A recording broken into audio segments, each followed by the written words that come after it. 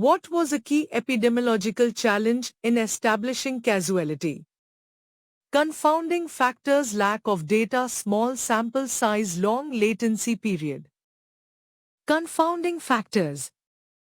Confounding factors are variables that influence both the exposure and the outcome, creating a spurious association that can mask or mimic a true causal relationship.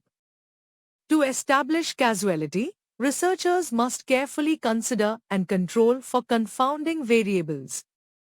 If a confounding factor isn't accounted for, it can lead to incorrect conclusions about the relationship between exposure and outcome.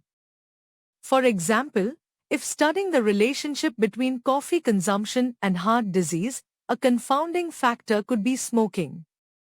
Smokers might drink more coffee and also have a higher risk of heart disease, leading to a false positive association between coffee and heart disease if smoking isn't controlled for. Lack of data hinders epidemiological studies, but it doesn't directly challenge the establishment of causality.